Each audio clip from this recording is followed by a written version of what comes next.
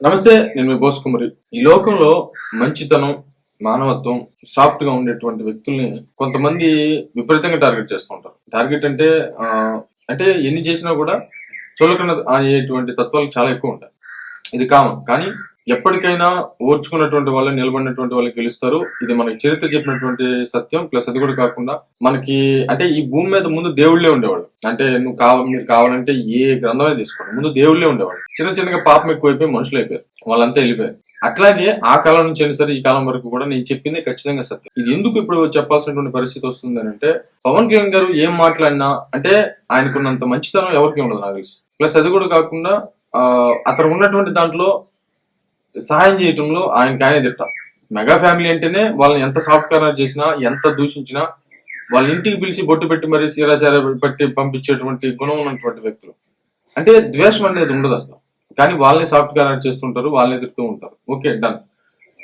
ఇప్పుడు ఎందుకు పవన్ కళ్యాణ్ గారు సెంటర్ ఆఫ్ అట్రాక్షన్ అవుతున్నారు ఇటు ఆంధ్రలోను, అదేవిధంగా తెలంగాణలో కూడా? ఈ రెండు విషయాలు మామూలుగా ఎక్కడ ఏం మాట్లాడినా కూడా ఎందుకు భయపడిపోతున్నారు? ఇప్పుడు మనం మామూలుగా ఎగ్జాంపుల్ గా ఇప్పుడు తెలంగాణకు సంబంధించినటువంటి ఇష్యూ చూద్దాం. వక్రీకరించేటువంటి ప్రయత్నం కొంతమంది సోకాళ్ళు బయటకు వచ్చేసి పవన్ కళ్యాణ్ గారిని విమర్శించేటువంటి స్థాయి. అసలు ఒక రకంగా చెప్పాలంటే ఒకనొక టైంలో పవన్ కళ్యాణ్ గారు ఏదో ఇరానియన్ కి సంబంధించినటువంటి అంటే తవ్వకాలకు సంబంధించి ఏదో ఒక రౌండ్ టేబుల్ సమావేశం ఏర్పాటు చేస్తే దాంట్లో వన్ ఆఫ్ ది మెంబర్ గా వచ్చారు రేవంత్ రెడ్డి గారు, పవన్ కళ్యాణ్ గారు పిలిస్తే. అలాంటి వ్యక్తి ఈరోజు సీఎం అయిపోయాడు. సీఎం అయిపోయి పవన్ కళ్యాణ్ గారు తెలంగాణలో మీటింగ్ పెట్టుకుంటే పర్మిషన్ ఇవ్వనటువంటి స్టేజ్ కి రేవంత్ రెడ్డి గారు వెళ్ళిపోయారు. Okay, done. రేపొద్దున ఆ కాంగ్రెస్ పార్టీ రేవంత్ రెడ్డి గారు ఊడుస్తుందో ఎవరికి తెలియనటువంటి విషయం. అక్కడ ఉన్నటువంటి రాజకీయాలు చాలా ఏ టైంలో ఎలా మారుతాయో తెలియదు. అంటే ఓన్లీ ఒక అదృష్టం వల్ల మాత్రమే సీఎం అయినటువంటి వ్యక్తి నా జీవితంలో నేను చూసినటువంటి వ్యక్తి ఎవరైనా ఉన్నట్టే ఖచ్చితంగా రేవంత్ రెడ్డి గారే అవుతారు. ఎందుకంటే ఇంతకు ముందు ఆయన సమాజంలో తిరిగినటువంటి వ్యక్తి కాదు, చారిటబుల్ ట్రస్టులు పెట్టినటువంటి వ్యక్తి కాదు, ప్రజలకు సేవ చేసినటువంటి వ్యక్తి కాదు. జస్ట్ ఒక స్పోక్స్ పర్సన్ గా లైఫ్ స్టార్ట్ చేసి ఇప్పుడు సీఎం అయినటువంటి వ్యక్తి. అంటే ఒక అదృష్టం వల్ల మాత్రమే సీఎం అయినటువంటి వ్యక్తి. ఇప్పుడు మన ఆంధ్రప్రదేశ్ కి వస్తే అప్పుడు రోసయ్య గారు ఒకరు, ఇంకొకరు ఇద్దరు ఉన్నారు. టోటల్ గా వాళ్ళంతా కూడా అదృష్టం మీద అయినటువంటి వ్యక్తులే.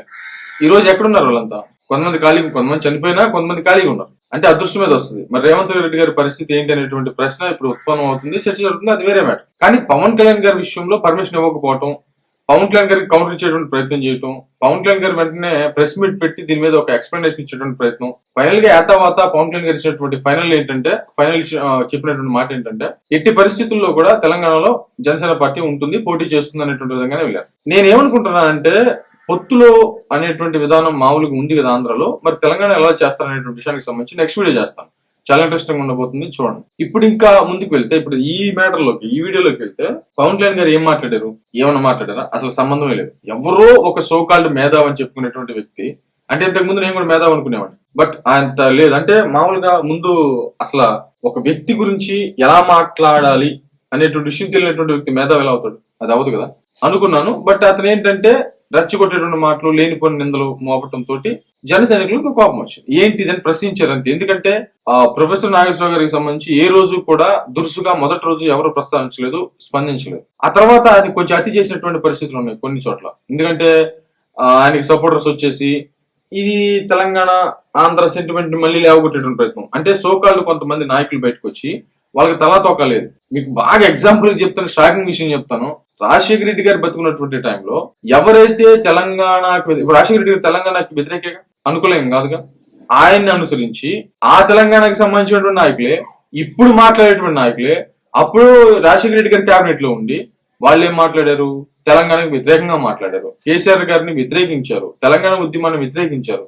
అప్పుడు పదవుల కోసం. ఆ తర్వాత రాజశేఖర రెడ్డి గారు చనిపోయిన తర్వాత మళ్ళీ అదే వ్యక్తులు తెలంగాణకు సపోర్ట్ మాట్లాడారు. ఎందుకు? మళ్ళీ అదే పదవుల కోసం. అంటే వ్యతిరేకంగా మాట్లాడినా వాళ్ళు పదవులు పోలేదు, వాళ్ళకి పదవులు అనుభవించారు.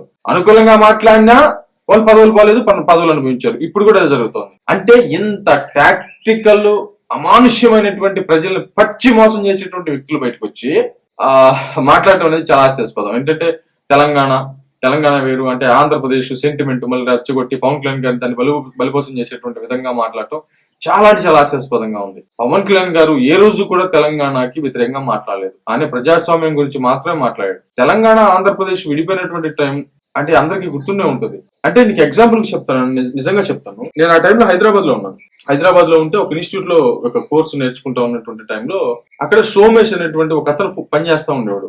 అక్కడ ఎడిటర్ గా, పెద్ద ఎడిటర్ గా పనిచేస్తా ఉన్నాడు. నేను వెళ్ళిన తర్వాత నా వర్క్ అంతా నచ్చిన తర్వాత ఆ కంపెనీ వాళ్ళు ఏం చేశారంటే ఆయన మెయిన్ ఎడిటర్ గా చేసి నేను సెకండ్ ఎడిటర్ గా చేశారు. ఆ టైంలోనే ఆయన మోస్ట్ సీనియర్, కానీ నేను అప్పటికి ఏం లేదు, మిథునం ఇట్లాంటి పెద్ద పెద్ద సినిమాలు చేస్తున్నాడు ఆయన, కానీ నన్ను సెకండ్ ఎడిటర్ గా చేశారు. ఆ చేసినటువంటి టైంలో ఆయన తెలంగాణ, పక్కా తెలంగాణ.